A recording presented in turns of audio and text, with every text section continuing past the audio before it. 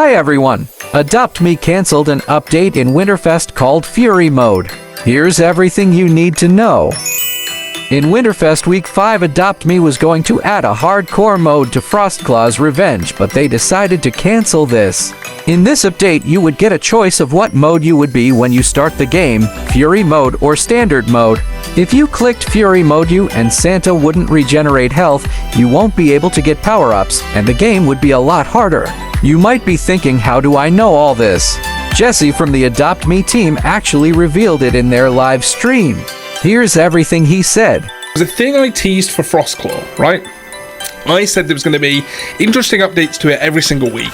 They were going to do something different, and I even hinted the week before in content that unfortunately was filmed before we ended up finalising plans, hinting that something was coming for Frostclaw this week. That thing, I've talked about it in Discord already. I'm going to talk about it here.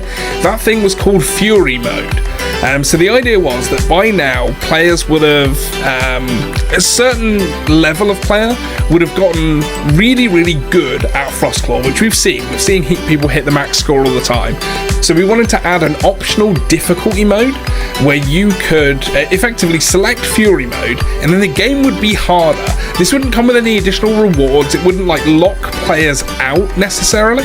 We didn't want players to feel like they had to be partaking in it to get extra things. Just something really fun for players to do for the final week who were maybe a little tired of it and wanted an interesting challenge. So this, we never really finished thinking through exactly how this would be and balancing, etc., but for reasons I'll get into. But this would have done things like removed or limited the power-ups. Maybe you would have got none or less than normal.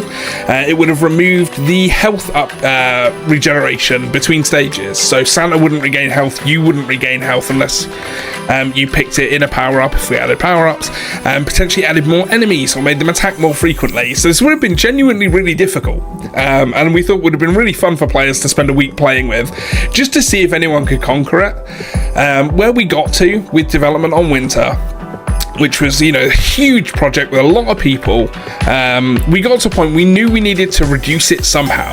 We needed to take the pressure off people within the team and remove something. We said, look, what can we do that does this? And ultimately Fury Mode was the thing, right? Because it was a thing that didn't give you extra rewards, wasn't long-term content like a pet or a snow globe stroller, etc. And ultimately is a thing that only a small fraction of players would actually be interested in and be playing. So that was the decision, was like, okay, we have to remove something, it's going to be that. So that was the thing I teased. It didn't come this year. It's something I would love for us to do. I love the idea of adding optional difficulty modes for our most kind of hardcore gamers out there. But yeah, that was the process we went through with that one, and ultimately came down to, again, not like what's easiest for us or anything like that. It was fundamentally just a case of going, what affects the least amount of players for us to remove. What can we do that still gives players an amazing Winter Week 5 experience, but also reduces the amount of work the team have to do. I think Fury Mode would have been really fun, but I think it would have been really hard to win in. Comment what you think about the Fury Mode for a chance to get a shout out in my next video.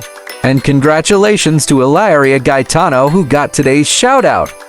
Thanks for watching. Have a good day.